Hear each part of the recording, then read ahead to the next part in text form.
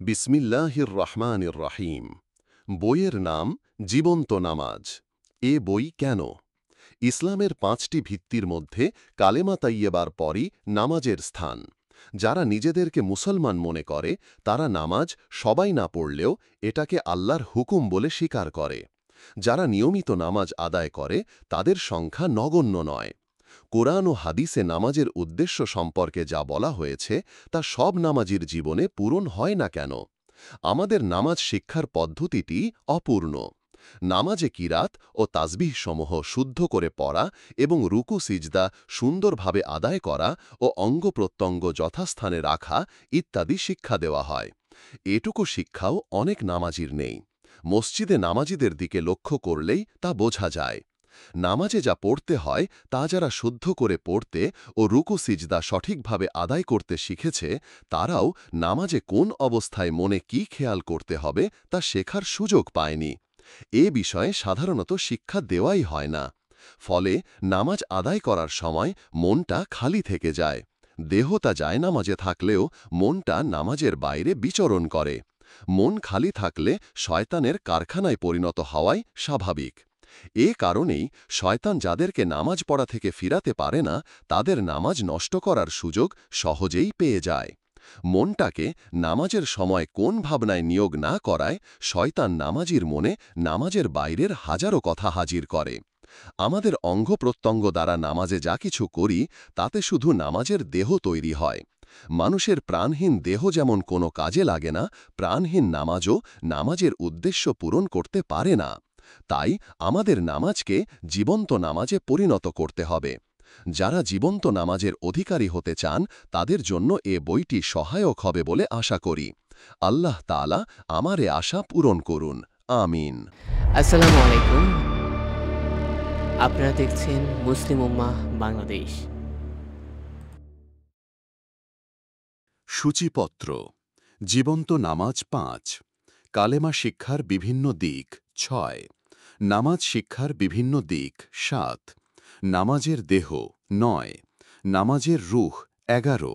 নামাজের মর্যাদা ১৯। বিতরের নামাজ ২১। নামাজের প্রধান মাসালা মাসায়েল ২৩। নামাজে সমস্যা ২৪। জীবন্ত নামাজের নমুনা ২৫। রাসূল সাল্লাল্লাহু আলাইহি ওয়াসাল্লামের নামাজ ২৫। সাহাবায়ে কেরামের নামাজ ২৫। নামাজের শেষে দোয়া ২৬। নামাজ ও নামাজের বাইরের জীবন ২৭। নামাজের বাইরে মনকে কি কাজ দেওয়া যায় ২৭। কতক বাস্তব পরামর্শ ২৯। নামাজ বহু কিছু শেখায় ৩০। মমিনের সাফল্যের হাতিয়ার ৩১। শেষ কথা ৩১। বিসমিল্লাহির রহমানির রহিম। জীবন্ত নামাজ, পৃষ্ঠা ৫। নামাজ কালেমায়ে তাইয়্যেবার পহেলা বাস্তব আমলি স্বীকৃতি। কালেমায়ে তাইয়্যেবার মধ্যে যে দুটো কথা স্বীকার করা হয় তা বাস্তব জীবনে মেনে চলার ট্রেনিংই হল নামাজ। কালেমা ও নামাজের সম্পর্ক ঘনিষ্ঠ। ধরুন এক ব্যক্তি ইসলাম কবুল করে মুসলিম সমাজের সদস্য হয়ে গেল। কালেমায়ে তাইয়্যেবা উচ্চারণ করে সে তার জীবনের ২ দফা পলিসি ঘোষণা করল। ১. আমি জীবনের সর্বক্ষেত্রে একমাত্র আল্লাহর হুকুম মেনে চলব। আল্লাহর হুকুমের বিরোধী কারো হুকুম পালন করব না। ২. রাসূল সাল্লাল্লাহু আলাইহি ওয়াসাল্লাম আল্লাহর হুকুম যে নিয়মে পালন করেছেন আমি একমাত্র ওই তরিকাতেই আল্লাহর হুকুম পালন করব, আর কারো কাছ থেকে কোনো নিয়ম বা তরিকা গ্রহণ করব না। এ ঘোষণার ফলে সে মুসলিম মিল্লাতের অন্তর্ভুক্ত হয়ে গেল।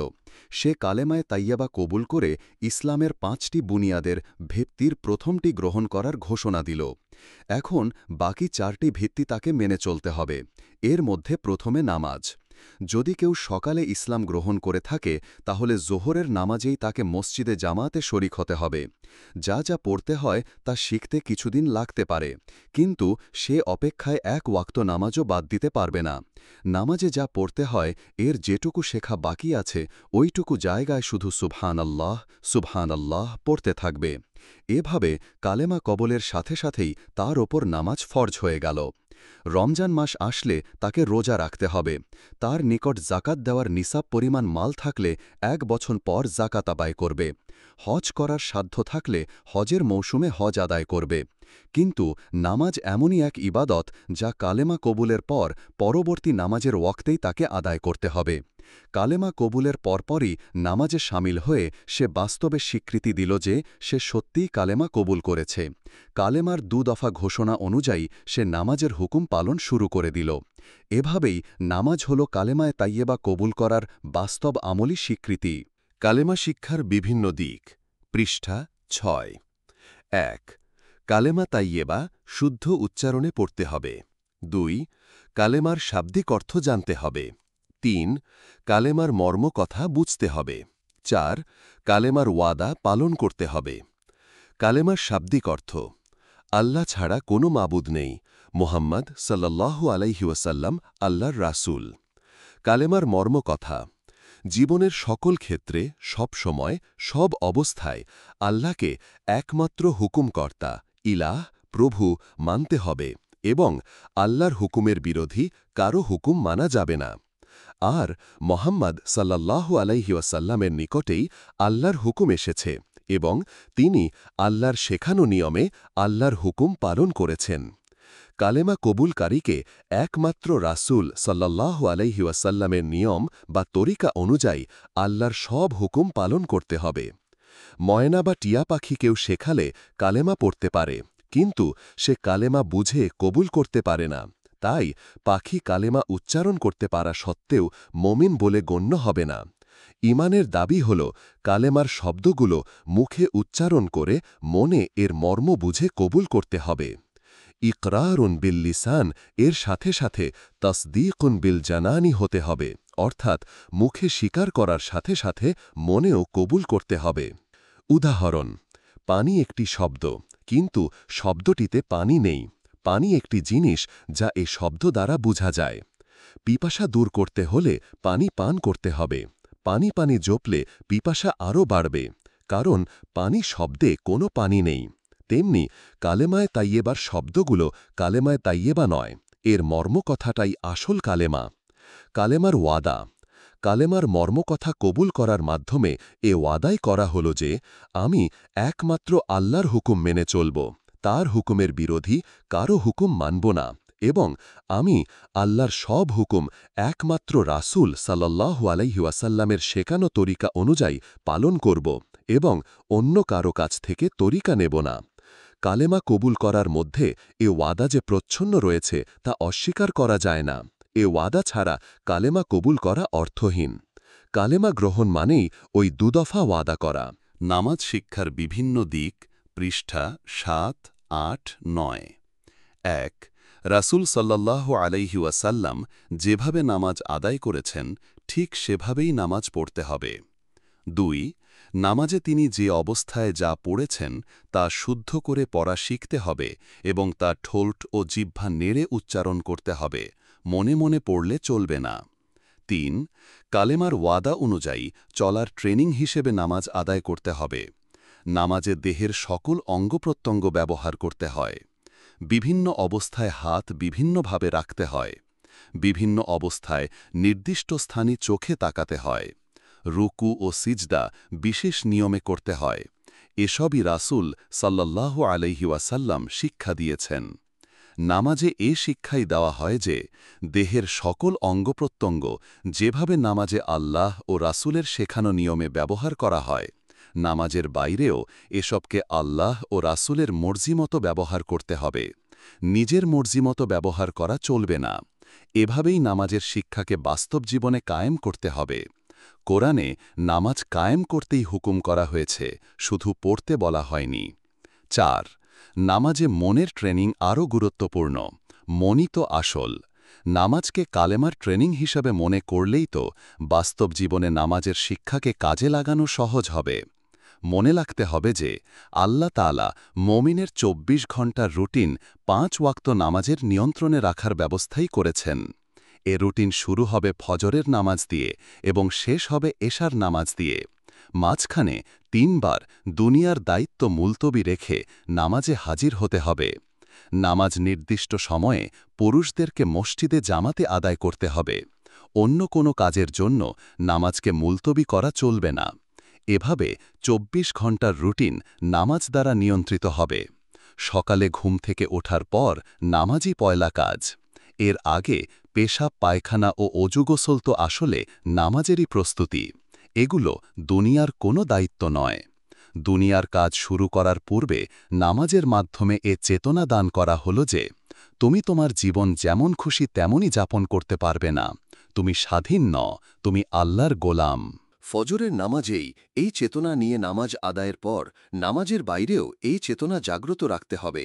নামাজের বাইরে দুনিয়ার দায়িত্ব পালন করতে করতে এই চেতনা ঢিলা হয়ে যায়। তাই বারবার জোহর, আসর, মাগরিব ও ঈশার নামাজে হাজির হয়ে কালেমার ট্রেনিংকে ঝালাই করতে হয় এবং ওই চেতনাকে শান দিতে হয়। আল্লাহু আকবার বলে নামাজ শুরু করার পর সালাম ফেরানোর পূর্ব পর্যন্ত দেহ ও মনকে একমাত্র আল্লাহর হুকুম ও রাসূল সাল্লাল্লাহু আলাইহি সাল্লামের তরিকা অনুযায়ী ব্যবহার করতে হয়। কেউ বেশি সাবাবের নিয়তে আত্তাহিয়াতু পড়ার জায়গায় সূরা ইয়াসিন পড়লে নামাজ হবে না। নিজের মর্জি মতো নামাজে কিছুই করা যাবে না।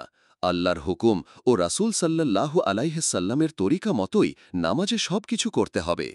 এভাবে 5 ওয়াক্ত নামাজে কালেমার যে ট্রেনিং হয় তা নামাজের বাইরে কায়েম করতে পারলেই নামাজের উদ্দেশ্য পূর্ণ হয়। নামাজ বাস্তব জীবন থেকে বিচ্ছিন্ন কোনো অনুষ্ঠান নয়। জীবনের সব ক্ষেত্রে নামাজের ট্রেনিংকে কাজে লাগাতে হবে। এটাই নামাজে মনের ট্রেনিং। মনকে নামাজ থেকে বিচ্ছিন্ন করা চলবে না। ফজরের পর মসজিদে মনকে ঝুলিয়ে রেখেই বাইরে যেতে হবে। মন সারা দিন নামাজের সময় সম্পর্কে সচেতন থাকবে। 5. নামাজের বিভিন্ন অবস্থায় মনটাকে কাজ দিতে হবে, যাতে মন নামাজের বাইরে চলে না যায়। নামাজে মন অনুপস্থিত হলেই মনে শয়তান এমন সব ভাবনা হাজির করে যা নামাজের উদ্দেশ্যই ব্যর্থ করে দেয়। নামাজ শেখার সময় এটা সাধারণত শেখানো হয় না, এটা অবশ্যই শিখতে হবে। আমরা দেহ দ্বারা নামাজে যা করি তাতে নামাজের দেহ তৈরি হয়, আর মনে যদি সঠিক ভাবনা থাকে তবেই নামাজে প্রাণ সঞ্চার হয় বা নামাজ জীবন্ত হয়। তাই নামাজে কোন অবস্থায় মনে কোন ভাবনা থাকতে হবে তা জানতে হবে ও তা অভ্যাস করতে হবে। নামাজে যখন যা পড়া হয় এর মর্ম কথাই ভাবনায় থাকতে হবে। নামাজে সবকিছুই আরবিতে পড়তে হয়। যারা আরবির অর্থ বুঝে না তারাও মর্ম কথাটা জেনে নিতে পারে। টাকার নোটের লেখা যারা পড়তে জানে না তারাও কোনটা কত টাকার নোট তা চিনে নেয়। তেমনি নামাজে আরবিতে যখন যা পড়া হয় এর মর্ম কথা জেনে নিতে হবে। আরবিটুকু মুখস্থ করতে যে সময় লাগে এত কম সময়ে তা শেখা সম্ভব। মুখে উচ্চারণ করবে আর মনে মর্ম কথাটুকু জাগ্রত রাখবে। 6. কালেমায় তাইয়েবার মধ্যে যেমন ওয়াদা রয়েছে তেমনি নামাজেও প্রচ্ছন্নভাবে ওয়াদা করা হয়। গোটা নামাজে এ ওয়াদা উদ্ধ রয়েছে যে, হে আমার মাবুদ, নামাজে যেমন তোমার হুকুম ও রাসূল সাল্লাল্লাহু আলাইহি সাল্লামের তরিকা মতো সব কিছু করেছি, নামাজের বাইরেও আমি সেভাবেই করব। আমার অঙ্গ প্রত্যঙ্গ নামাজে যেমন আমার মর্জি মতো ব্যবহার করিনি, নামাজের বাইরেও তা আমার মর্জি মতো ব্যবহার করব না। নামাজে যে মুখে তোমার পবিত্র কালাম উচ্চারণ করেছি, নামাজের বাইরেও তোমার অপছন্দনীয় কথা মুখে আনব না। নামাজের রুকুতে আমার যে মাথা তোমার দরবারে নত করে গৌরবের ভাগী হয়েছি, সে মাথাকে আর কোনো শক্তির সামনে নত করে অপমানিত করব না। আমাকে এ শক্তি দাও যাতে ওই গৌরব বহাল রাখতে পারি। সিজদায় আমার দেহ মন সহ আমার পূর্ণ সত্তাকে তোমার নিকট সমর্পণ করে ধন্য হয়েছি। আমি একমাত্র তোমার নিকট আশ্রয় নিয়েছি। আমার আর কোনো আশ্রয়ের প্রয়োজন নেই। আমি আর কোনো শক্তির পরোয়া করব না। আমি আর কোনো শক্তির পরোয়া করব না। সিজদায় তোমার যে মহান নৈকট্য লাভ করেছি, এটাই আমার মহা সম্পদ। আমাকে তোমার গোলাম হিসাবে কবুল করে নাও। আমাকে তোমার সালেহ বান্দাগণ, মুখলিস দাসগণ ও অগ্রবর্তী মুকাররাবিনদের মধ্যে শামিল করো। ওয়াজআলনি মিনাস সালিহিন ওয়াল মুখলিসিন ওয়াস সাবিকিনাল মুকাররাবিন। নামাজের দেহ, পৃষ্ঠা 9, 10, 11। সবাই যার যার শরীরকে সুন্দর অবস্থায় রাখার চেষ্টা করে। নামাজের দেহটিকেও মুনিবের নিকট সুন্দর অবস্থায় পেশ করার জজবা থাকা উচিত। নামাজের দেহের সৌন্দর্য হল: ক. নামাজে অঙ্গপ্রত্যঙ্গগুলো যেখানে যেভাবে রাখা উচিত সেভাবে রাখা। খ. নামাজে যা পড়া হয় তা শুদ্ধ উচ্চারণে পড়া। নামাজে দাঁড়ানো অবস্থায় হাত বেঁধে স্থির হয়ে দাঁড়াতে হয়। সিজদা দেওয়ার জায়গায় দৃষ্টি রাখতে হয়, তাহলে মাথা সামনের দিকে সামান্য ঝুঁকে থাকবে। রুকুর অবস্থায় হাঁটুতে হাতের তালু রেখে হাত দিয়ে হাঁটুকে মজবুতভাবে ধরতে হয়। এতে শরীরের ভারটা হাতের ওপর পড়ে এবং কনুই ও হাঁটু সোজা থাকে। দৃষ্টি পায়ের পাতার ওপর রাখতে হয়। এতে কোমর, পিঠ ও মাথা এক রেখা বরাবর সমান থাকে এবং মাটির সমান্তরালে থাকে। মাথা পিঠ থেকে নিচু হয় না এবং পিঠ বাঁকা অবস্থায় থাকে না। রুকু থেকে উঠে সিজদায় যাওয়ার আগে স্থির হয়ে দাঁড়াতে হয় এবং দুহাত দুপাশে সোজা হয়ে থাকে। স্থির হয়ে দাঁড়িয়ে না থেকে সিজদায় চলে গেলে নামাজ হবে না। এভাবে থামা ওয়াজিব। সিজদায় যাবার সময় ধীরে ধীরে প্রথমে হাঁটু মাটিতে লাগাতে হয়। এরপর লম্বা হয়ে হাতের তালু মাটিতে রাখতে হয়। প্রথমে নাক ও পরে কপাল মাটিতে রেখে স্থির হতে হয়। এ সময় দৃষ্টি নাকের দিকে থাকে। এতটা লম্বা হয়ে সিজদা করতে হয় যাতে উরু খাড়া থাকে, সামনে বা পেছনে ঝুঁকে না থাকে। আর যেন উরু থেকে কনুই এতটা দূরে থাকে যে এর ফাঁক দিয়ে ছাগলের বাচ্চা পার হওয়ার মতো জায়গা থাকে। হাত পাঁজরের সাথে লেগে থাকবে না, একটু ফাঁক থাকবে। অবশ্যই এখানে ছবিতে থাকা বাংলা লেখাটি দেওয়া হলো। তালু থেকে কনুই পর্যন্ত হাতটা মাটি থেকে উঁচু থাকবে। কুকুরের বসার মতো কনুই মাটিতে লেগে থাকবে না। সিজদার সময় দু পায়ের পাতা খাড়া থাকবে এবং পায়ের আঙুলগুলো ভাঁজ করে কিবলামুখী করে রাখতে হবে। সিজদার সময় দু হাতের আঙুল ফাঁক ফাঁক হয়ে থাকবে না, কিবলামুখী রাখার জন্য মিলিয়ে রাখতে হবে। সিজদা থেকে উঠে দাঁড়ানোর সময় প্রথমে কপাল, পরে নাক, এরপর হাত এবং শেষে হাঁটু ওঠাতে হবে। দু সিজদার মাঝখানে স্থির হয়ে বসে থাকতে হয়। না থেমে আবার সিজদায় চলে গেলে নামাজ হবে না। এভাবে থামা ওয়াজিব। বসা অবস্থায় দৃষ্টি কোলের দিকে থাকবে। হাত হাঁটুর ওপর এমনভাবে থাকবে যেন আঙুলের মাথা কিবলামুখী হয়ে থাকে এবং আঙুল হাঁটুর নিচে ঝুঁকে না পড়ে। বসার সময় বাম পায়ের পাতা মাটিতে বিছিয়ে এর ওপর বসতে হয় এবং ডান পায়ের আঙুলগুলোর ওপর পায়ের পাতা খাড়া করে রাখতে হয়। 2 রাকাত নামাজের পর তাশাহুদ, আত্তাহিয়াতু পড়ার সময়ও এভাবেই বসতে হয়। ডান পায়ের আঙুলগুলো খাড়া রেখে বসার উদ্দেশ্য বুঝতে হবে।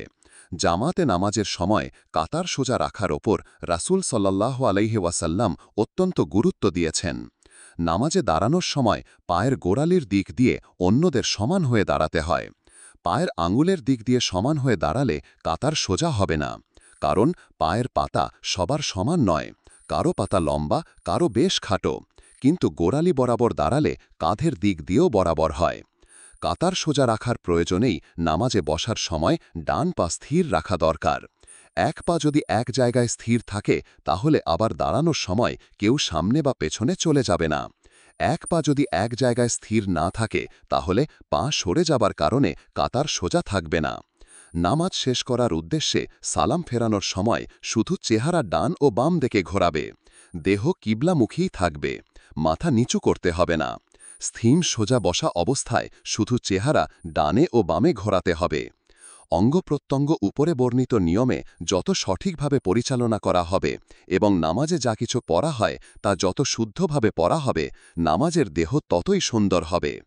আল্লাহর রাসূল কিভাবে নামাজ পড়তেন নামে আল্লামা হাফিজ ইবনুল কাইয়িমের রচিত বইটি বাংলায় অনুদিত হয়েছে। এটা পড়লে এ বিষয়ে পূর্ণ জ্ঞান হাসিল করা যাবে। নামাজের রূহ। নামাজ আদায়ের সময় মনের অবস্থার ওপর নামাজের রূহ পয়দা হওয়া নির্ভর করে। নামাজে দেহ যখন যে অবস্থায় থাকে তখন মনে যে চেতনা থাকা উচিত তা থাকলেই নামাজ জীবন্ত হয়। নামাজ শুরু করার সময় মুখে আরবিতে নিয়ত উচ্চারণের কোনো দরকার নেই। এসব নিয়ত এভাবে রাসূল সাল্লাল্লাহু আলাইহি ওয়াসাল্লাম শেখাননি। নিয়ত মুখের কাজ নয়, মনের কাজ। তাই নামাজের উদ্দেশ্যে মন স্থির করে দাঁড়িয়ে আল্লাহু আকবার উচ্চারণ করতে হয়। আল্লাহু আকবার বলে নামাজ শুরু করার সময় হাতের তালু কিবলামুখী রেখে হাত কাঁধের বরাবর যখন তোলা হয় তখন মনে খেয়াল রাখতে হবে যে আমি আমার দুনিয়ার জীবনকে পেছনে রেখে আমার রবের দরবারে হাজির হয়েছি। এ তাকবীরকে তাকবীরে তাহরিমা বলে। অর্থাৎ আল্লাহু আকবার বলে দুহাত নাভির নিচে, আহলে হাদিস হলে বুকের উপর বেঁধে দাঁড়ানোর পর নামাজের বাইরের হালাল কাজও নামাজের ভেতরে হারাম হয়ে যায়। এ কারণে এর নাম তাকবীরে তাহরিমা। হাত বেঁধে মাথা সামান্য ঝুঁকিয়ে বিনয়ের সাথে নিম্নরূপ হামদ সানা ও তাআউজ পড়তে হয়। সুবহানাকাল্লাহুম্মা ওয়া বিহামদিকা ওয়া তাবারাকা ইসমুকা ওয়া তাআলা জাদ্দুকা ওয়া লা ইলাহা গায়রুক إني وجهت وجهي للذي فطر السماوات والأرض حنيفا وما أنا من المشركين এটুকু পড়ার সময় মনে নিম্নরূপ খেয়াল রাখতে হবে, হে আল্লাহ, গৌরব, প্রশংসা, বরকত ও মর্যাদা তোমারই, আমি বিনীতভাবে আমার সমগ্র মনোযোগ তোমার প্রতিই দিলাম। রাসূল সাল্লাল্লাহু আলাইহি ওয়াসাল্লাম সূরা ফাতিহা পড়ার আগে কোরআনের নিম্ন আয়াতটুকুও পড়তেন, ইন্না সালাতি ওয়া নুসুকি ওয়া মাহইয়ায়া ওয়া মামাতি লিল্লাহি রাব্বিল আলামিন লা শারীকা লাহু ওয়া বিযালিকা উমিরতু ওয়া আনা মিনাল মুসলিমিন। কোরআনে আউয়ালুল মুসলিমিনও রয়েছে। তিনি নামাজে ওয়া আনা মিনাল মুসলিমিন পড়তেন।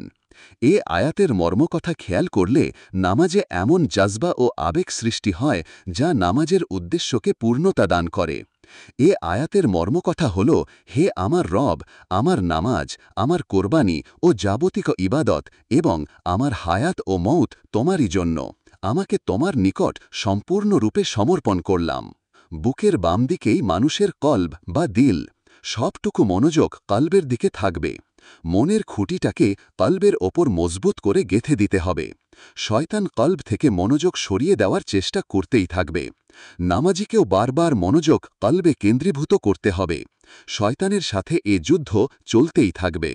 এরপর আউযু বিল্লাহ ও বিসমিল্লাহ পড়ে সূরা ফাতিহা তেলাওয়াত করতে হবে। হাদিসে আছে যে সূরা ফাতিহার এক এক অংশ তেলাওয়াত করার সাথে সাথে আল্লাহ এর জবাব দেন। এ হাদিসের কথাগুলো এমন আবেগময় ভাষায় বলা হয়েছে যা বান্দার মনে গভীর দোলা দেয়। হাদিসটি নিম্নরূপ: عن أبي هريرة رضي الله قال سمعت رسول الله صلى الله عليه وسلم يقول قال الله تعالى قسمت الصلاة بيني وبين عبدي نصفين ولعبدي ما سأل فإذا قال العبد الحمد لله رب العالمين قال الله تعالى حمدني عبدي وإذا قال الرحمن الرحيم قال الله تعالى أثنى علي عبدي فإذا قال مالك يوم الدين قال مجدني عبدي فإذا قال إياك نعبد وإياك نستعين قال هذا بيني وبين عبدي ولعبدي ما سأل فإذا قال اهدنا الصراط المستقيم حتى ولا الضالين قال هذا لعبدي ولعبدي ما سأل অর্থ হযরত আবু হুরায়রা রাদিয়াল্লাহু থেকে বর্ণিত। তিনি বলেন, আমি রাসূল সাল্লাল্লাহু আলাইহি ওয়াসাল্লামকে বলতে শুনেছি যে আল্লাহ তাআলা বলেন, আমি নামাজকে আমার ও আমার বান্দার মধ্যে দুভাগে ভাগ করেছি, আর আমার বান্দা আমার নিকট যা চায় তাই পাবে। বান্দা যখন বলে আলহামদুলিল্লাহি রব্বিল আলামিন, তখন আল্লাহ বলেন, আমার বান্দা আমার প্রশংসা করল। যখন বান্দা বলে আর রহমানির রাহিম, তখন আল্লাহ বলেন, আমার বান্দা আমার গুণ গাইল। যখন বান্দা বলে মালিকি ইয়াউমিদ্দিন, তখন আল্লাহ বলেন, আমার বান্দা আমার গৌরব বর্ণনা করল। যখন বান্দা ইয়াকা না'বুদু ওয়া ইয়াকা নাস্তাঈন বলে, তখন আল্লাহ বলেন, এ বিষয়টা আমার ও আমার বান্দার মাঝেই রইল, আর আমার বান্দার জন্য তাই যা সে চাইল। অর্থাৎ আমার ও আমার বান্দার মধ্যে এ চুক্তি হল যে সে আমার কাছে চাইবে আর আমি তাকে দেব। যখন বান্দা বলে ইহদিনাস সিরাতাল মুস্তাকিম হাত্তা ওয়ালাদ দাল্লিন, তখন আল্লাহ বলেন, এটা আমার বান্দার জন্যই রইল, আর আমার বান্দার জন্য তাই যা সে চাইল। এ হাদিসে মহব্বতের এমন অগ্নিকণা রয়েছে যে বান্দার দিলে ঈমানের বারুদ থাকলে এবং নামাজে সূরা ফাতিহা পড়ার সময় আল্লাহর আবেগময় কথার দিকে খেয়াল করলে আল্লাহর প্রতি ভালোবাসার এমন আগুন জ্বলে উঠবে যে জাজবায় বান্দা নিজেকে মনিবের অতি কাছে বলে অনুভব করবে। নামাজে সূরা ফাতিহা পড়ার সময় এ হাদিসটির কথা খেয়ালে রাখলে এক একটি আয়াত পড়ার পর আল্লাহর প্রেমময় জবাবটা মনের কানে শুনবার জন্য বান্দাকে থামতেই হবে। আল্লাহর জবাবে যে তৃপ্তি ও শান্তি তা তারাই বোধ করতে পারে যারা আয়াতগুলো ধীরে ধীরে মজা নিয়ে পড়ে। সূরা ফাতিহা ও কেরাত পড়ার পর রুকুতে যখন সুবহানা রাব্বিয়াল আযীম তাসবিহ পড়া হয়, তখন আমার রব কথাটি যেন আবেগ সৃষ্টি করে। আল্লাহ তাআলা রব্বুল আলামিন বা সারা জাহানের রব, অথচ আমার রব বলা শেখানো হয়েছে যাতে রবের সাথে নৈকট্যবোধ জাগে। তাসবিহটির অর্থ আমার মহান রব কত পবিত্র। রুকু থেকে উঠে স্থির হয়ে দাঁড়িয়ে পড়তে হয় রব্বানা লাকাল হামদ হামদান কাসীরান তাইয়্যিবান মুবারাকান ফীহ। এ সবটুকু পড়ার অভ্যাস করলে কিছু সময় দাঁড়িয়ে থাকার ওয়াজিবটা সহজেই আদায় হয়ে যায়। এটা পড়ার সময় মাবুদের দরবারে মাথা নত করার তৌফিক দেওয়ার জন্য শুকরিয়ার গভীর অনুভূতি বোধ করতে হবে। রাসূল সাল্লাল্লাহু আলাইহি ওয়াসাল্লাম রুকুতে থাকা অবস্থায় এমন সব দোয়া পড়তেন যাতে বিনয়ের অনুভূতিটা গভীর হয়। এর একটি দোয়া নিম্নরূপ: আল্লাহুম্মা লাকা রাকা'তু ওয়া বিকা আমানতু ওয়া লাকা আসলামতু ওয়া আলাইকা তাওয়াক্কালতু আনতা রব্বি খাশআ লাকা সামঈ ওয়া বসরি ওয়া মুখি ওয়া আযমি ওয়া আসাবি। অর্থ: হে আল্লাহ, আমি তোমার জন্য রুকু দিলাম, তোমার প্রতি ঈমান আনলাম, তোমার প্রতি আত্মসমর্পণ করলাম, তোমার উপর ভরসা করলাম। তুমিই আমার রব। আমার কান, চোখ, মগজ, হাড় ও শিরা উপশিরা তোমার প্রতি একাগ্রভাবে বিনয়ী হয়েছে। এরপর সিজদায় চরম বিনয়ের ভাব নিয়ে পড়তে হবে সুবহান রব্বিয়াল আ'লা। আমার মর্যাদান রব কতই পবিত্র। রাসূল সাল্লাল্লাহু আলাইহি ওয়াসাল্লাম বলেছেন, তোমরা যখন সিজদা করো তখন তোমাদের রবের সবচেয়ে কাছে পৌঁছে যাও, তখন বেশি করে দোয়া করো। ইসলাম মানে আত্মসমর্পণ। সিজদার অবস্থাটা আত্মসমর্পণের চূড়ান্ত বাস্তব রূপ। কপাল ও নাক মানুষের সবচেয়ে সম্মানজনক অঙ্গ। মহান প্রভুর উদ্দেশ্যে কপাল ও নাক মাটিতে রেখে গোটা দেহকে সম্পূর্ণরূপে সমর্পণ করে দেওয়া হয় সিজদায়। সিজদারত অবস্থায় মনে অনুভব করবে যে আমার মহান রবের নিকট আমি ধর্ণা দিলাম, আমাকে যেন গোলাম হিসাবে তিনি কবুল করেন। রসুল সাল্লাল্লাহু আলাইহি ওয়াসাল্লাম সিজদায় থাকাকালে বহু আবেগময় দোয়া করতেন। এর একটি দোয়া নিম্নরূপ: আল্লাহুম্মা লাকা সাজাদতু ওয়া বিকা আমানতু ওয়া লাকা আসলামতু ওয়া আলাইকা তাওয়াক্কালতু আনতা রব্বি সাজাদা ওয়াজহি লিল্লাযী খালাকাহু ওয়া সাওয়ারাহু ওয়া শাক্কা সামআহু ওয়া বসারাহু তাবারাকাল্লাহু আহসানুল খালিকিন। অর্থ: হে আল্লাহ, তোমার জন্যই সিজদা করলাম, তোমারই ওপর ঈমান আনলাম এবং তোমারই নিকট আত্মসমর্পণ করলাম, আর তোমারই ওপর নির্ভর করলাম। তুমি আমার প্রভু। আমার চেহারা ওই সত্তার নিকট সিজদারত হল যিনি তাকে সৃষ্টি করেছেন ও আকৃতি দান করেছেন এবং তাকে শ্রবণ ও দৃষ্টিশক্তি দান করেছেন। আল্লাহ বরকতময়, তিনিই সকল শ্রেষ্ঠার সেরা। শিশু মায়ের কোলে আশ্রয় পেলে যেমন সেখানেই দীর্ঘ সময় থাকতে চায়, তেমনি সিজদায় আল্লাহর নৈকট্য বোধ হলে তাড়াতাড়ি সিজদা থেকে উঠতে মন চাইবে না। তাসবিহ ৩, ৫, ৭ যতবার খুশি পড়া পর হাদিসের দোয়াগুলো থেকে নিজের বাছাই করা দোয়া সিজদায় পড়তে পরম তৃপ্তি বোধ হয়। রাসূলুল্লাহ সাল্লাল্লাহু আলাইহি ওয়াসাল্লাম রুকু সিজদায় কোরআনের দোয়া পড়তে নিষেধ করেছেন। সিজদা থেকে উঠে স্থির হয়ে বসে পড়তে হবে আল্লাহুম্মা ইগফিরলি ওয়ারহামনি ওয়াজবুরনি ওয়ারফা'নি ওয়াহদিনি ওয়াআফিনি ওয়ারজুকনি। এখানে ৭টি জিনিস চাওয়া হয়েছে। এর মধ্য থেকে কোনো সময় ৩টি, কোনো সময় আরও বেশি পড়া যেতে পারে। এটা পড়ার অভ্যাস করলে সিজদার মাঝখানে কিছুক্ষণ স্থির হয়ে বসার ওয়াজিবটুকু সহজেই আদায় হয়ে যায়। এ দোয়াটির অর্থ: হে আল্লাহ, আমাকে মাফ করো, আমার উপর রহম করো, আমাকে শক্তিশালী করো, আমার মর্যাদা বৃদ্ধি করো, আমাকে হেদায়াত দান করো, আমাকে সুস্থ রাখো ও আমাকে রিজক দাও। এ দোয়াটি বড়ই মূল্যবান। এতে ৭টি বড় বড় নিয়ামত চাওয়া হয়েছে, যা সবারই কাম্য হওয়া উচিত। রসূলুল্লাহ সাল্লাল্লাহু আলাইহি ওয়াসাল্লাম সিজদা থেকে উঠে দাঁড়ানোর সময় মাটিতে হাত দিয়ে উঠতেন না, হাঁটু ও উরুতে হাত দিয়ে দাঁড়াতেন। বৃদ্ধ লোকেরা অবশ্য মাটিতে হাতের ভর না দিয়ে উঠতে পারে না। এভাবে ২ রাকাত পড়তে হয়। দ্বিতীয় রাকাতে সূরা ফাতিহার আগে বিসমিল্লাহ পড়া উচিত। রাসূল সাল্লাল্লাহু আলাইহি ওয়াসাল্লাম দ্বিতীয় রাকাতে আউযু বিল্লাহ পড়তেন বলে প্রমাণিত নয়। অনেকেই বিসমিল্লাহকে সূরা ফাতিহার অংশ মনে করেন, তাই বিসমিল্লাহ পড়াই নিরাপদ। ২ রাকাত পড়া হলেই বসতে হয়। 2 রাকাত বিশিষ্ট নামাজে এই বৈঠক ফরজ, আর 3 বা 4 রাকাত বিশিষ্ট নামাজে 2 রাকাতের পর বসা ওয়াজিব এবং শেষ বৈঠক ফরজ। এখানে যা পড়তে হয় এর নাম তাশাহুদ। আত্তাহিয়াতু লিল্লাহি ওয়াসসালাওয়াতু ওয়াত্তাইয়িবাতু। আসসালামু আলাইকা আইয়ুহান নাবিয়্যু ওয়া রাহমাতুল্লাহি ওয়া বারাকাতুহু। আসসালামু আলাইনা ওয়া আলা ইবাদিল্লাহিস সালিহিন।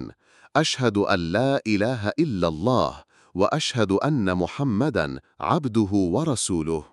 অর্থ: সকল সম্মানজনক সম্বোধন, বরকত ও পবিত্রতা আল্লাহর জন্য। হে নবী, আপনার উপর শান্তি, আল্লাহর রহমত ও বরকত নাজিল হোক। আমাদের উপর ও আল্লাহর নেক বান্দাদের উপর শান্তি বর্ষিত হোক। আমি সাক্ষ্য দিচ্ছি যে আল্লাহ ছাড়া কোনো ইলাহ নেই এবং মুহাম্মদ আল্লাহর দাস ও রাসূল। আত্তাহিয়াতুর কথাগুলো সম্পর্কে একটি চমৎকার ইতিহাস রয়েছে।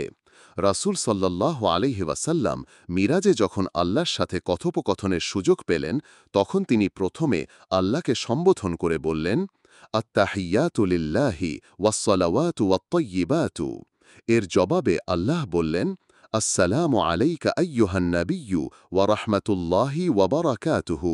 রাসূল সাল্লাল্লাহু আলাইহি ওয়াসাল্লাম তখন আল্লাহ থেকে পাওয়া সালাম একা গ্রহণ না করে আল্লাহর সকল নেক বান্দার নিকট পৌঁছানোর উদ্দেশ্যে বললেন, আসসালামু আলাইনা ওয়া আলা ইবাদিল্লাহিস সালিহিন। আল্লাহ ও রাসূলের মধ্যে সালাম বিনিময়ের পর ফেরেশতারা বলে উঠলেন, আশহাদু আল্লা ইলাহা ইল্লাল্লাহ ওয়া আশহাদু আন্না মুহাম্মাদান আবদুহু ওয়া রাসূলুহু। মিরাজের এ মহান স্মৃতিটুকু নামাজিকেও মিরাজের স্বাদ উপভোগের সুযোগ দেয়। এখানে নামাজি আল্লাহ, রাসূল ও আল্লাহর সব নেক বান্দাকে সালাম পৌঁছানোর সৌভাগ্য লাভ করে। এ ঘটনাটি সহিহ হাদিস দ্বারা প্রমাণিত না হলেও এর ভাষা ওই ঘটনার সাথে যেভাবে খাপ খায় তাতে ঘটনা সঠিক বলে মন সাক্ষ্য দেয়। প্রথম বাক্যের সাথে দ্বিতীয় এবং দ্বিতীয় বাক্যের সাথে তৃতীয় বাক্যের কথাগুলো ওই ঘটনা ছাড়া খাপ ছাড়াই মনে হয়। বিখ্যাত তাফসিরে কুরতুবিতে সূরা আল বাকারার শেষ আয়াতের তাফসিরে মিরাজের সাথে তাশাহুদের সম্পর্ক এভাবেই উল্লেখ করা হয়েছে যেভাবে উপরে বর্ণিত হয়েছে। দারুল ইফতায় মুফতি মাওলানা আব্দুল মান্নান থেকে এ তথ্য সংগ্রহ করা হয়েছে।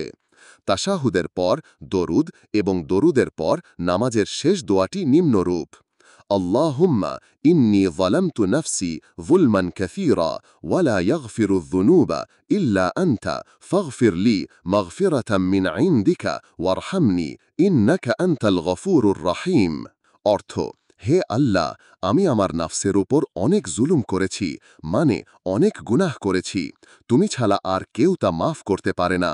সুতরাং তোমার পক্ষ থেকে আমাকে ক্ষমা করো এবং আমার উপর রহম করো। নিশ্চয় তুমি ক্ষমাশীল ও মেহেরবান। নামাজ শেষ করার পূর্বে এ দোয়াটি ছাড়া আরও বহু দোয়া রাসূল সাল্লাল্লাহু আলাইহি ওয়াসাল্লাম বিভিন্ন সময় পড়তেন। সব দোয়ার মধ্যে এ দোয়াটি প্রায় সবাই পড়ে। এ দোয়াটি বান্দার জন্য বড় সম্বল। বান্দার তো হামেশাই গুনাহ হতে থাকে, তাই মাফ চাইতে থাকাই উচিত। মুমিন হিসেবে এক মুহূর্ত আল্লাহকে ভুলে থাকা উচিত নয়। ভুলে থাকলেই মনে এমন সব খেয়াল আসে যা মুমিনের জন্য মোটেই সাজে না। একবার রাসূল সাল্লাল্লাহু আলাইহি ওয়াসাল্লাম সাহাবীগণকে বললেন, তোমরা আল্লাহকে লজ্জা করো। সবাই বললেন, ইয়া রাসূলাল্লাহ, আমরা তো লজ্জা করি।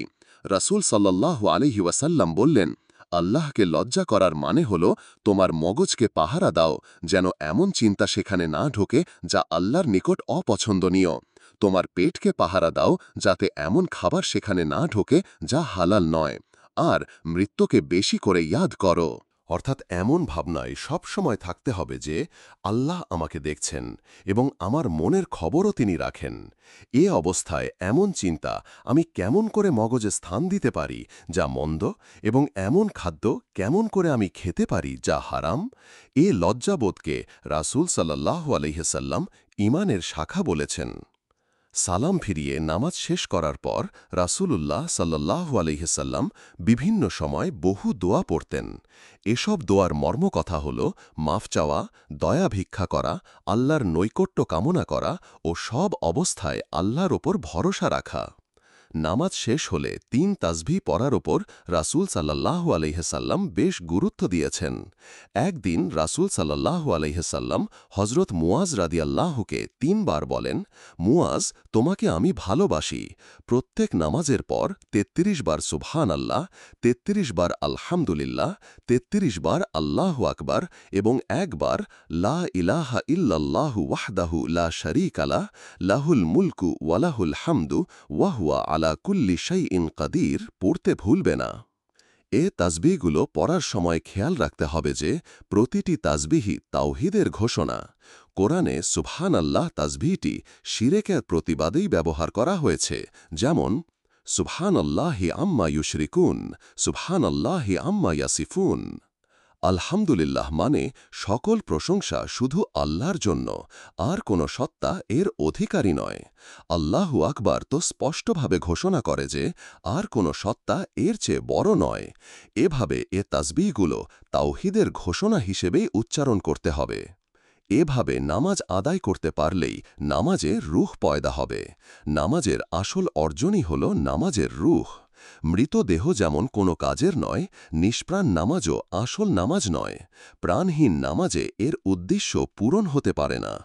নামাজের জামায়াতে যত লোক শামিল হয় তারা সবাই একই নামাজ পড়ে, কিরাত ও তাসবিহ একই ভাষায় পড়ে, রুকু সিজদা একইভাবে করে, কিন্তু আল্লাহ এর সওয়াব কি সবাইকে এক সমানই দেবেন?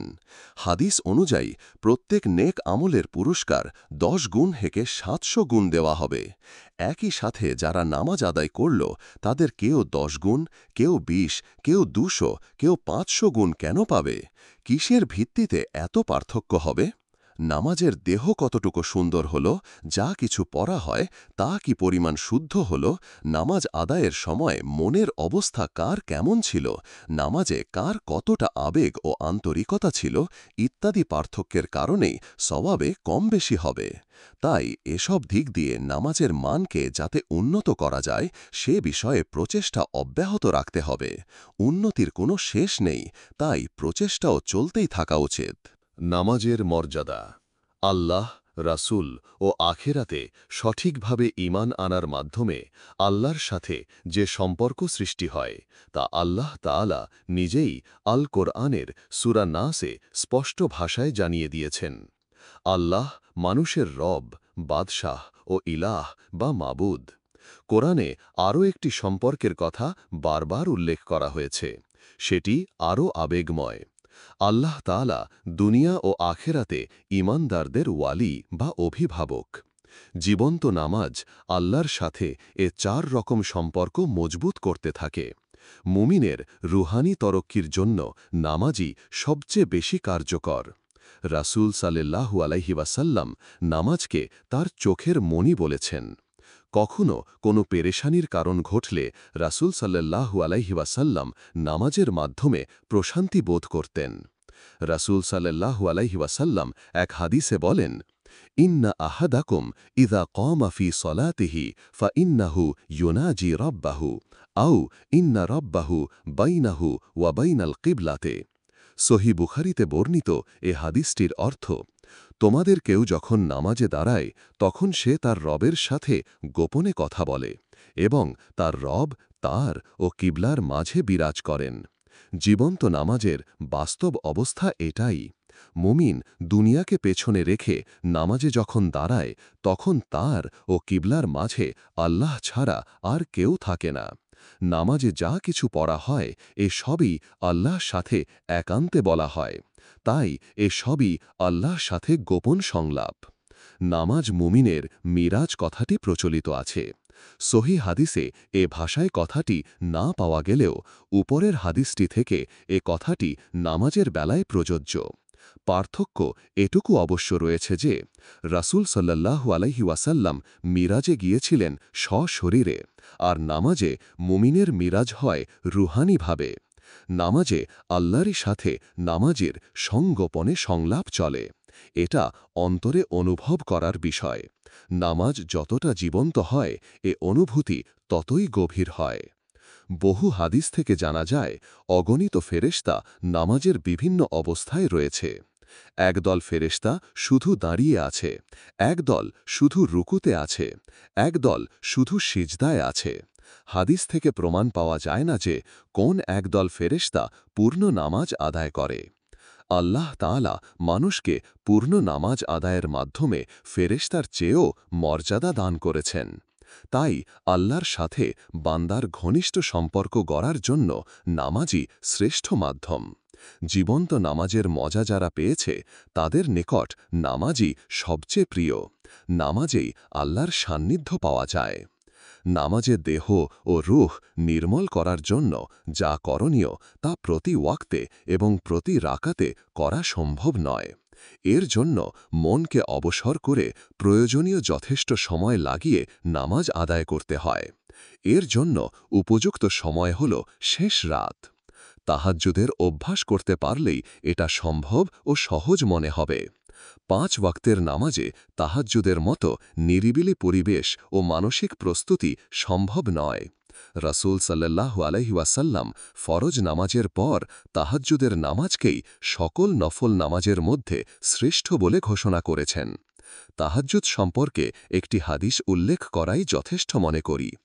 আলাইকুম বিকিয়ামিল লাইল ফাইন্নাহু দা'বুস সালিহিনা ক্বাবলাকুম ওয়া হুয়া কুরবাতুন লাকুম ইলা রাব্বিকুম ওয়া মুকাফফিরাতুন লিস-সাইয়্যাতি ওয়া মানহাতুন আনিল ইসম। অর্থ, রাত জাগা তোমাদের কর্তব্য, কেননা এটা তোমাদের পূর্ববর্তী নেক লোকদের তরিকা, তোমাদের রবের নৈকট্যের মাধ্যম, আগের গুনাহের কাফফারা এবং গুনাহ থেকে বিরত রাখার উপায়। তিরমিজি।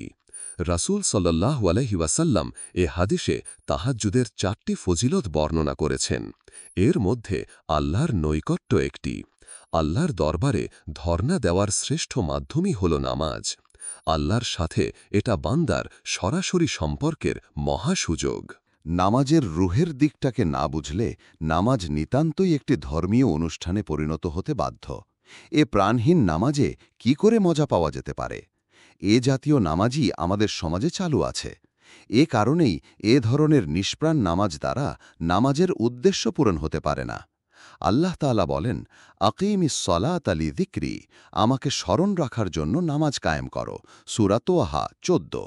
বারবার নামাজে হাজির হয়ে আল্লাহকে স্মরণ করা হয়, যাতে আল্লাহর কথা ভুলে না যায়, সেজন্যই বারবার নামাজ। নামাজ শেষ হলে দুনিয়ার দায়িত্ব পালনকালে কি আল্লাহকে ভুলে থাকার অনুমতি আছে? সূরা জুমুয়ার 10 নং আয়াতে আল্লাহ বলেন, فَإِذَا قُضِيَتِ الصَّلَاةُ فَانتَشِرُوا فِي الْأَرْضِ وَابْتَغُوا مِنْ فَضْلِ اللَّهِ وَاذْكُرُوا اللَّهَ كَثِيرًا لَعَلَّكُمْ تُفْلِحُونَ। অর্থ, যখন নামাজ শেষ হয় তখন জমিনে ছড়িয়ে পড়ো এবং আল্লাহর অনুগ্রহ রিজক তালাশ করো। এ সময় আরও বেশি করে আল্লাহকে স্মরণ করো, যাতে তোমরা সফলতা লাভ করতে পারো। এ আয়াতে নামাজের বাইরে আরও বেশি করে আল্লাহকে স্মরণ করতে নির্দেশ দেওয়া হয়েছে। হাদিসে আছে, আল্লাহ বলেন, বান্দা যখন আমাকে স্মরণ করে তখন আমি তার সাথেই থাকি। যখন সে একা স্মরণ করে আমিও তখন একা তাকে স্মরণ করি। যখন সে কোনো জামাতে আমাকে স্মরণ করে তখন এর চেয়েও ভালো জামাতে ফেরেশতাদের মধ্যে আমি তাকে স্মরণ করি। যখন সে আমার দিকে 1 বিঘত এগিয়ে আসে আমি তখন তার দিকে 1 হাত এগিয়ে যাই। যখন সে 1 হাত আমার দিকে এগিয়ে আসে আমি তার দিকে 1 গজ এগিয়ে যাই। যখন সে আমার দিকে হেঁটে আসে আমি তখন তার দিকে দৌড়ে যাই। আল্লাহর সাথে বান্দার এ সম্পর্ক নামাজের মাধ্যমেই গড়ে ওঠে ও বৃদ্ধি পেতে থাকে। বিতরের নামাজ। বিতরের নামাজের সঠিক সময় তাহাজ্জুদের পর। এ নামাজ ওয়াজিব, তাই শেষ রাতে যারা উঠার অভ্যাস করেনি তাদেরকে ইশার পরই বিতর পড়তে হয়, যাতে ওয়াজিব তর্ক হয়ে না যায়। এ নামাজের 3য় রাকাতে দোয়া কুনুত পড়তে হয়। এ দোয়াটির অর্থের দিকে খেয়াল করলে বোঝা যায় যে আল্লাহর নৈকট্য লাভ করাই এর উদ্দেশ্য। দোয়াটি বড়ই আবেগময়। কুনুতে 2টো দোয়াই প্রচলিত। এর একটি হানাফি মাযহাব অনুযায়ী নামাজিদের মধ্যে এবং অপরটি আহলে হাদিসের মধ্যে প্রচলিত। দোয়া দুটোর অনুবাদ এখানে পেশ করা হল। হে আল্লাহ, আমরা তোমারই সাহায্য চাই, তোমারই নিকট ক্ষমা চাই, তোমারই প্রতি ঈমান রাখি, তোমারই ওপর ভরসা করি এবং সকল মঙ্গল তোমারই দিকে ন্যস্ত করি। আমরা তোমার কৃতজ্ঞ হয়ে চলি, অকৃতজ্ঞ হই না। আমরা তোমার অবাধ্যদের সাথে সম্পর্ক রাখি না। হে আল্লাহ, আমরা তোমারই দাসত্ব করি, তোমারই জন্যে নামাজ পড়ি এবং তোমাকেই সিজদা করি। আমরা তোমারই দিকে দৌড়াই ও এগিয়ে চলি। আমরা তোমারই রহমত আশা করি এবং তোমার আযাবকে ভয় করি, আর তোমার আযাব তো কাফেরদের জন্যই নির্ধারিত। হে আল্লাহ, তুমি যাদেরকে সঠিক পথ দেখিয়েছ, আমাকেও সঠিক পথ দেখিয়ে তাদের মধ্যে শামিল করো। যাদেরকে ক্ষমা ও সুস্থতা দান করেছ, আমাকেও ক্ষমা ও সুস্থতা দান করে তাদের অন্তর্ভুক্ত করো। তুমি যাদের অভিভাবক হয়েছ, আমাকেও তাদের মধ্যে শামিল করো। তুমি আমাকে যা দিয়েছ তাতে বরকত দান করো। তোমার মন্দ ফায়সালা থেকে আমাকে রক্ষা করো। তুমি আসল ফায়সালাকারী, তোমার ওপর কারো ফায়সালা চলে না। তুমি যার অভিভাবকত্ব গ্রহণ করেছ, তাকে কেউ অপদস্থ করতে পারে না। তুমি যাকে শত্রু সাব্যস্ত করেছ, তাকে কেউ ইজ্জত দিতে পারে না। হে আমাদের রব, তুমি বরকতময় ও মহান। এ দোয়া দুটো আরবিতে নিম্নরূপ: আল্লাহুম্মা ইন্না নাস্তাঈনুকা ওয়া নাস্তাগফিরুকা ওয়া নু'মিনু বিকা ওয়া নাতাওয়াক্কালু আলাইকা ওয়া নুথনি আলাইকাল খায়রা ওয়া নাশকুরুকা ওয়া লা নাকফুরুকা ওয়া নাখলাউ ওয়া নাতরুকু মান ইয়াফজুরুকা। আল্লাহুম্মা ইয়্যাকা না'বুদু ওয়া লাকা নুসাল্লি ওয়া নাসজুদু ওয়া ইলাইকা নাসআ ওয়া নাহফিদু ওয়া নারজু রাহমাতাকা ওয়া নাখশা আযাবাকা ইন্না আযাবাকা বিল কুফফারি মুলহাকুন।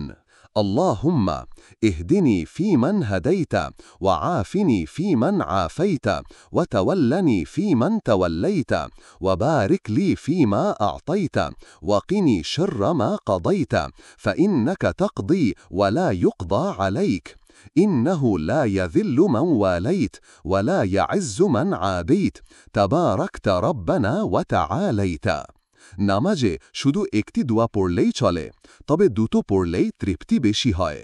নামাজের প্রধান মাসালা মাসাইল, পৃষ্ঠা 23, 24, 25।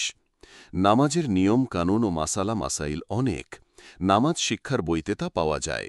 এখানে এ বিষয়ে শুধু বিশেষ জরুরি কথাগুলো পেশ করা হচ্ছে। নামাজের ফরজ ও ওয়াজিব কয়টি তা ভালোভাবে জানা প্রয়োজন। ফরজ ও ওয়াজিব ছাড়া বাকি সবই সুন্নাত ও মুস্তাহাব। ফরজ ও ওয়াজিবগুলো চিনে নিলেই চলে। এ সম্পর্কে 3টি কথা জরুরি। 1. নামাজে কোনো ফরজ ভুলে বাদ পড়ে গেলে আবার নতুন করে নামাজ পড়তে হবে। 2. নামাজে কোনো এক বা একাধিক ওয়াজিব ভুলে বাদ পড়ে গেলে নামাজ শেষ করার আগে সাহু সেজদা দিলেই নামাজ শুদ্ধ হয়ে যাবে। 3. ফরজ ও ওয়াজিব ছাড়া অন্য কিছু বাদ পড়ে গেলেও নামাজ নষ্ট হবে না, যদিও ত্রুটিযুক্ত হবে। তাই কোনটা কোনটা ফরজ আর কোনটা কোনটা ওয়াজিব তা না জানলে সঠিকভাবে নামাজ আদায় করা সম্ভব নয়। নামাজে 14টি ফরজ। নামাজে মোট 14টি ফরজের মধ্যে নামাজ শুরুর আগেই 7টি ফরজ আর নামাজের ভেতরে 7টি ফরজ। নামাজের বাইরের 7টি ফরজ: শরীর পাক, পরনের কাপড় পাক, নামাজ পড়ার স্থান পাক, সতর ঢাকা, কিবলা রোখ হওয়া, ওয়াক্ত চিনে নামাজ পড়া ও নিয়ত করা। নামাজের ভেতরের 7টি ফরজ: তাকবীর তাহরিমা, দাঁড়ানো, কিরাত, রুকু, সিজদা, শেষ বসা ও মুসল্লির ব্যক্তিগত কাজের মাধ্যমে নামাজ শেষ করা। এক্ষেত্রে সালাম সর্বোত্তম কাজ। সব নামাজে মোট 11টি ওয়াজিব। 1. সূরা ফাতেহা পড়া। 2. সূরা ফাতেহার পর কোরআনের আরও কিছু পড়া। 3. রুকুতে কিছুক্ষণ বিলম্ব করা। 4. রুকু থেকে উঠে স্থির হয়ে দাঁড়ানো। 5. সিজদায় কিছুক্ষণ বিলম্ব করা। 6. সিজদার মাঝে স্থির হয়ে বসা। 7. প্রত্যেক বৈঠকে তাশাহুদ পড়া। 8. সালাম শব্দ দ্বারা নামাজ শেষ করা। 9. ফরজ ও ওয়াজিবগুলো তারতিব মতো আদায় করা। 10. ফরজ নামাজে ফজর, মাগরিব ও ইশায় আওয়াজ করে কিরাত পড়া এবং জোহর ও আসরে আওয়াজ না করা। 11. তাদিলে আরকান অর্থাৎ নামাজের রুকনসমূহ কিরাত, রুকু, সিজদা ধীরে সুস্থে আদায় করা। অতিরিক্ত আরও 3টি ওয়াজিব। 1. 3 ও 4 রাকাতের নামাজে 2 রাকাতের পর বসা। 2. বিতরের নামাজে দোয়া কুনুত পড়া। 3. 2 ঈদের নামাজে তাকবীর পড়া। নামাজে সমস্যা। নামাজ শেখার সময় মনে কোন অবস্থায় কি চেতনা রাখতে হবে তা না শেখায় এবং চেতনা ছাড়াই নামাজ পড়ায় অভ্যস্ত হওয়ায় নামাজে মনকে স্থির রাখা বিরাট সমস্যা মনে হয়। মনকে নামাজে ধরে রাখার চেষ্টা সত্ত্বেও বারবার মন নামাজের বাইরে চলে যায় এবং নামাজের বাইরের খেয়াল মন দখল করে নেয়। এর প্রতিকারের জন্য 3টি কাজ করতে হবে। 1. আগেও উল্লেখ করা হয়েছে যে মনটাকে কালবের মধ্যে গেড়ে রাখতে হবে। নড়ে গেলে আবার মজবুত করতে হবে। মনটাকে কালবে আটকে রাখার জন্য অবিরাম চেষ্টা করতে হবে। 2. নামাজে যা কিছু পড়া হয় তা এমনভাবে উচ্চারণ করতে হবে যেন নিজের কানে শোনা যায়। মনোযোগী রাখার জন্য এটা অবশ্যই সহায়ক। তার এটা জোরে পড়া উচিত নয় যে অন্য লোক শুনতে পায়। 3. নামাজে যে অবস্থায় যে চেতনা থাকা প্রয়োজন বলে আলোচনা করা হয়েছে তা অভ্যাস করতে হবে। এভাবে কাল্ব, মুখ ও কানের সমন্বয় সাধন করতে হবে। লক্ষ্য রাখতে হবে যেন মনের অজান্তে মুখে উচ্চারণ না হয় বা বেখেয়ালির মধ্যে পড়া না হয়। পৃষ্ঠা 25-26 জীবন্ত নামাজের নমুনা।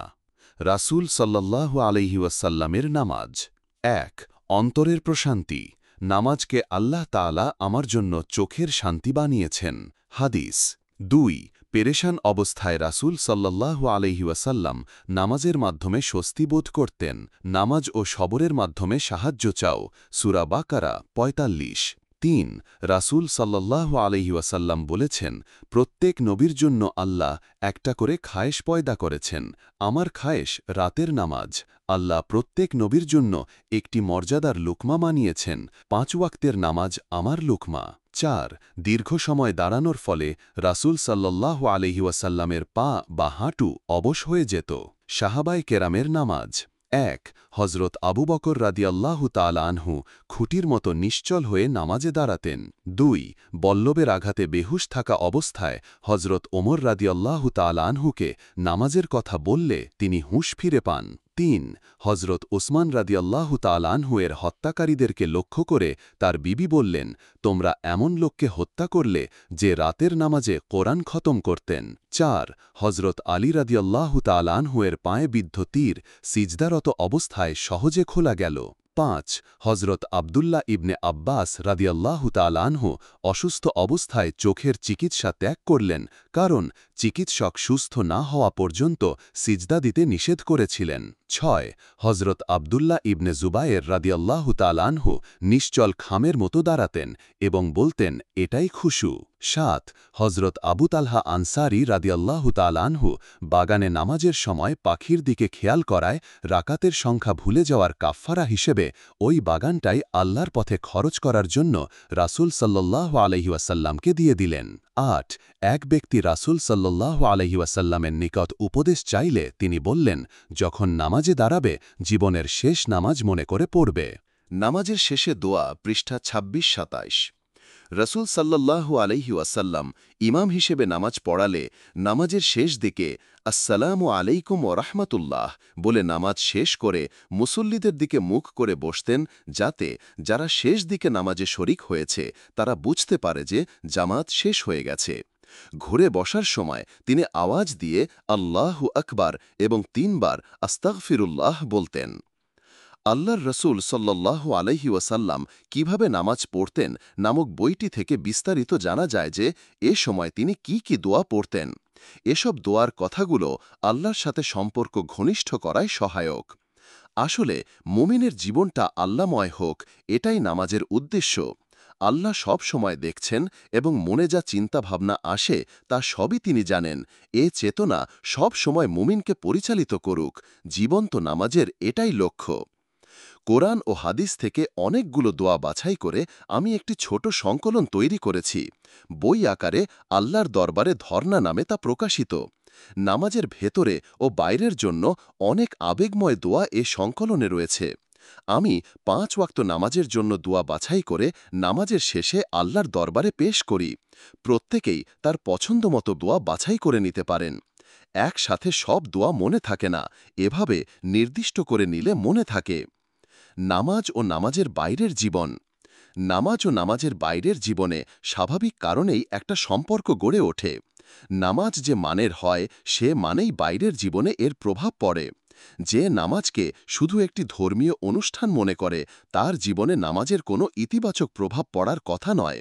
কিন্তু যে নামাজকে কালেমায়ে তাইয়্যিবার ওয়াদা অনুযায়ী চলার ট্রেনিং হিসেবে গ্রহণ করে তার জীবনে নামাজের প্রভাব অবশ্যই পড়বে। নামাজ যে পরিমাণ জীবন্ত হবে সে পরিমাণ ইতিবাচক প্রভাবই নামাজের বাস্তব জীবনে পড়বে। সচেতন নামাজি সহজেই উপলব্ধি করতে পারবে যে নামাজের প্রভাব তার জীবনে কতটুকু পড়ছে। নামাজের বাইরের জীবনের প্রভাবও নামাজের ওপর পড়ে। বাস্তব জীবনে নামাজি যে পরিমাণ তাকওয়া অবলম্বন করতে সক্ষম হয় সে পরিমাণেই নামাজের সময় তা প্রতিফলিত হয়। নামাজের বাইরে ঈমানের দাবি পূরণ করতে পারলে নামাজের সময় ঈমান বিরোধী কোনো ভাব মনে জাগবে না। আমরা এটা রোজ যাচাই করে দেখতে পারি। বাইরের জীবনে বিবেকের বিরুদ্ধে কিছু করলে ওটা নামাজের সময়ও মনকে কলুষিত করবে। এ হিসেবে আমরা বলতে পারি যে আমার নামাজে বাইরের জীবনের রিপোর্ট আসে এবং বাইরের জীবনেও নামাজের রিপোর্ট পাওয়া যায়। নামাজ ও বাস্তব জীবন পরস্পর বিচ্ছিন্ন নয়, অত্যন্ত ঘনিষ্ঠভাবে সম্পর্কিত। পৃষ্ঠা ২৭-২৮। নামাজের বাইরে মনকে কি কাজ দেওয়া যায়? নামাজের মাধ্যমে মনের যে ব্যাপক ট্রেনিং হয় এর সুফল যাতে বহাল থাকে সে উদ্দেশ্যে নামাজের বাইরে মনকে এমন কাজ দিতে হবে যাতে মন শয়তানের খপ্পরে না পড়ে। অঙ্গপ্রত্যঙ্গ দিয়ে আমরা যখন কাজ করি তখন ওই কাজটি ভালোভাবে সমাধা করার জন্য মনোযোগ দিয়েই কাজটি করতে হয়। অবশ্য এটা কাজের ধরনের ওপর অনেকটা নির্ভর করে। কৃষক ও শ্রমিকদেরকে শুধু হাত পা ব্যবহার করে গতানুগতিক ধরনের এমন কাজও করতে হয় যে কাজে মনের তেমন কোনো দায়িত্ব থাকে না। রিকশাওয়ালার দেহ রিকশা টেনে নিয়ে যাবার সময় এ কাজে মনের তেমন কোনো দায়িত্ব নেই বলে তখন হাজারো ভাব মনে জাগতে পারে। কিন্তু হাত যখন কলম দিয়ে লেখে তখন মন এ কাজ থেকে বিচ্ছিন্ন নয়। মুখ যখন বক্তৃতা করে অথবা কান যখন বক্তৃতা শোনে তখন মন এ কাজেই শরিক থাকে। তাই আমাদেরকে হিসাব করতে হবে যে দেহ যে কাজ করছে সে কাজে মনের দায়িত্ব কতটুকু আছে। যে কাজের সময় মন বেকার থাকে তখন তাকে কাজ দেওয়া প্রয়োজন। তা না হলে আমাদের অজান্তেই ইবলিস তাকে বাজে কাজে বেগার খাটাবে। এটাই মানব জীবনের বিরাট এক সমস্যা। মন অত্যন্ত শক্তিশালী যন্ত্র। এর যোগ্যতা ও কর্মক্ষমতা অসীম। কাজ ছাড়া এক মুহূর্তও সে থাকতে পারে না। তাকে সবসময় কাজ দেওয়ার যোগ্যতা অনেকেরই নেই। ফলে আমাদের এই মূল্যবান কর্মচারী ইবলিসের বেগার খাটে। আপনার দেহ কোথাও বসে বা দাঁড়িয়ে পাহারা দিচ্ছে। ঘণ্টার পর ঘণ্টা বসে বা পায়চারি করে কাটাতে হচ্ছে। একা একা পার্কে বা রাস্তায় ভ্রমণ করছেন। যানবাহনের অপেক্ষায় স্টেশনে বসে বা কিউতে দাঁড়িয়ে আছেন। যানবাহনে চুপচাপ বসে আছেন বা বসার জায়গা না পেয়ে দাঁড়িয়ে আছেন। দৈহিক পরিশ্রম করার পর ক্লান্তি দূর করার উদ্দেশ্যে বসে বা শুয়ে আছেন। ঘুমের কামনায় বিছানায় চোখ বুজে পড়ে আছেন।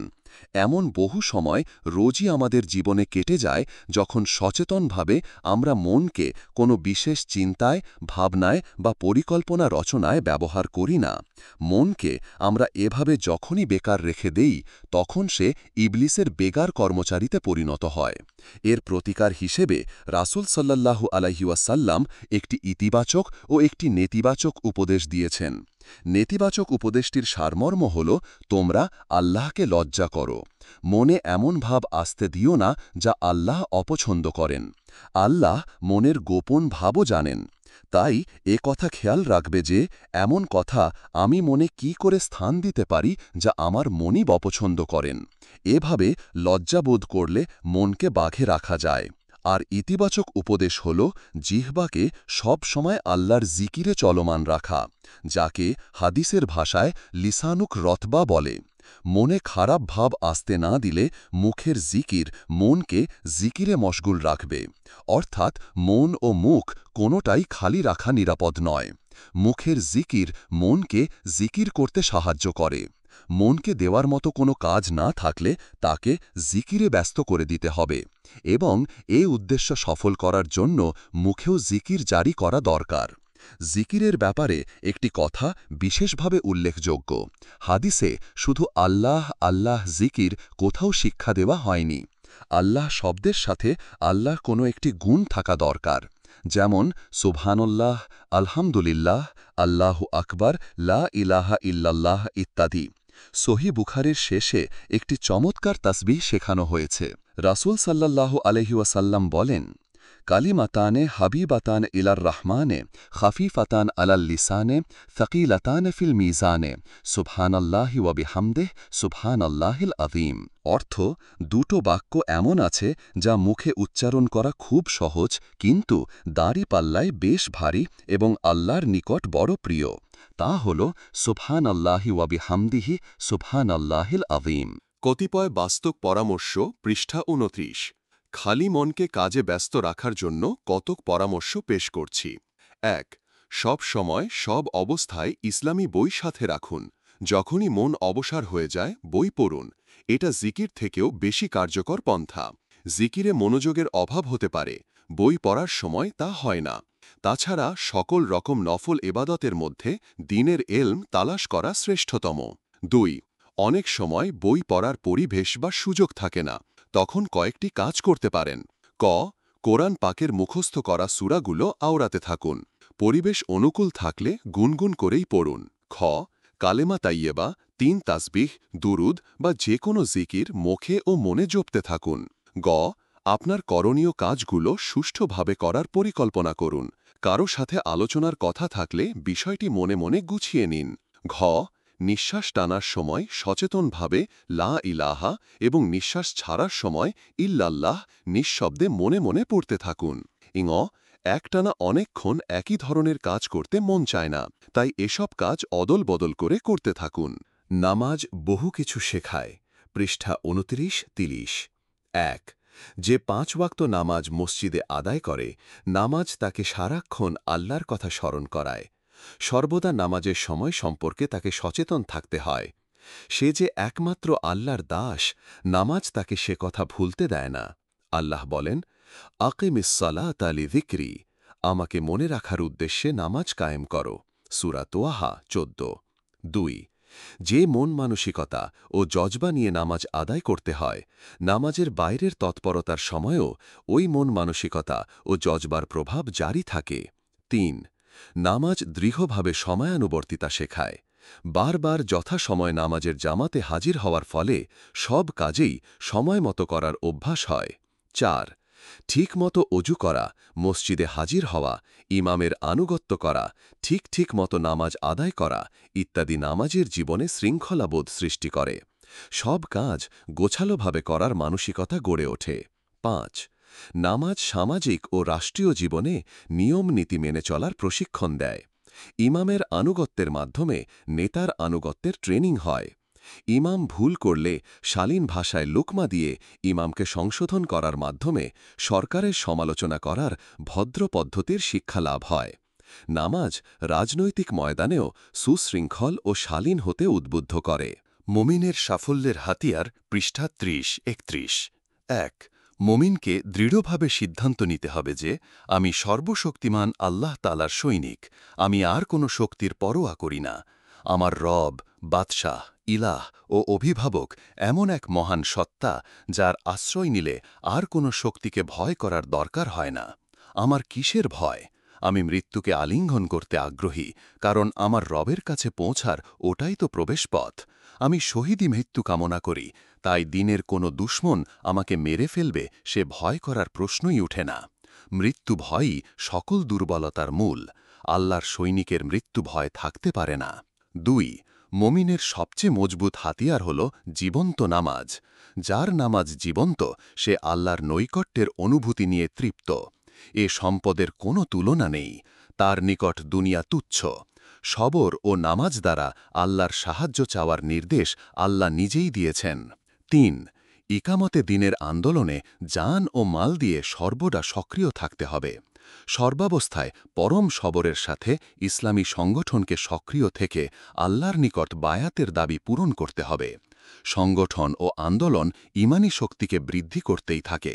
এ বিষয়ে ঢিল দিলেই বিপদ। দুনিয়ার শান্তি ও আখেরাতের মুক্তির জন্য এ ৩টি হাতিয়ারই যথেষ্ট। পৃষ্ঠা ৩১-৩২। শেষ কথা। হাদিসে আছে যে, বেহেশতবাসীদের একটি আফসোস ছাড়া বেহেশতে আর কোনো মনোবেদনা থাকবে না। দুনিয়াতে যে সময়টা আল্লাহকে ভুলে থেকে কাটিয়ে দেওয়া হয়েছে ওই অবহেলার জন্যই আফসোস করতে থাকবে। বেহেশত তো ওই চিরস্থায়ী বাসস্থানেরই নাম, যেখানে সামান্যতম দুঃখ কষ্ট এমনকি অভাব পর্যন্ত থাকবে না। অথচ একটা বিষয় আফসোস থেকেই যাবে। আফসোস তো মনোবেদনারই সৃষ্টি করে, এ দুঃখটুকু থেকেই যাবে। সকলের বেলায় তা হয়তো সত্যি নয়, কিন্তু যাদের বেলাই হোক এ বেদনাটুকু অস্তিত্ব সত্য। এ আফসোসের কারণ তালাশ করলে হাদিসের বিবরণ থেকে তা বোঝা যায়। আল্লাহর দিদারই বেহেশতের সকল নিয়ামতের চেয়ে শ্রেষ্ঠ নিয়ামত বলে বেহেশতবাসীরা মনে করবে। আল্লাহ তাআলাকে দেখতে পাওয়ার চেয়ে বড় তৃপ্তি আর কোনোটিতেই তারা বোধ করবে না। আর সবাই সমান পরিমাণ সময় আল্লাহকে দেখতে পাবে না। যে দুনিয়ার জীবনে আল্লাহকে যত বেশি স্মরণ করেছে সে তত বেশি সময় আল্লাহকে দেখার সৌভাগ্য লাভ করবে। তাই যারা কম সময় দেখার সুযোগ পাবে তারাই হয়তো ওই রকম আফসোস করবে। তাওহীদ, রিসালাত ও আখিরাতের ভিত্তিতে জীবনযাপনের সিদ্ধান্ত যারা নেয় তারা মানব সমাজে আল্লাহর প্রভুত্ব কায়েমের জন্যই সংগ্রাম করে, আর এ সংগ্রামের পরিণামে আখিরাতে সাফল্যের আশা রাখে। এ সিদ্ধান্ত তাদের মন, মগজ ও চরিত্রকে এক বিশেষ ছাঁচে গড়ে তোলে। ফলে স্বাভাবিকভাবেই তারা নফসকে নিয়ন্ত্রণ করতে সচেষ্ট হয়। যা হোক, আপনি ইসলামী আন্দোলনে সক্রিয় হন বা না হন, আখিরাতে মুক্তির কামনা তো নিশ্চয়ই করেন। তাহলে মনটাকে ইতিবাচক কাজ দিন। মনকে ইবলিসের বেগার কর্মচারী হতে দেবেন না। ইবলিস থেকে মনকে রক্ষা করতে সক্ষম হলে দুনিয়া ও আখিরাতের সাফল্য অনিবার্য। মনে রাখবেন, ইবলিসের বিরুদ্ধে এ সংগ্রাম মৃত্যু পর্যন্ত চালিয়ে যেতে হবে। এ সংগ্রাম থেকে অবকাশ পাওয়ার উপায় নেই। তবে দীর্ঘ অনুশীলনের ফলে ধীরে ধীরে আল্লাহর মেহেরবাণীতে ইবলিসের পরাজয় হওয়া অসম্ভব নয়। আল্লাহ তাআলা সতর্ক করে বলেন, ইন্নাশ শাইতানা লাকুম আদুউন ফাত্তাখিযূহু আদুওয়া। শয়তান তোমাদের দুশমন, তাকে দুশমনই মনে করবে। হজরত আদম আলাইহিসসালাম বেহেশতে শয়তানের ধোঁকায় এ কারণেই পড়েছিলেন যে তিনি শয়তানকে শত্রু মনে করতে ভুলে গেলেন। সূরা ফাতির 6। সমাপ্ত।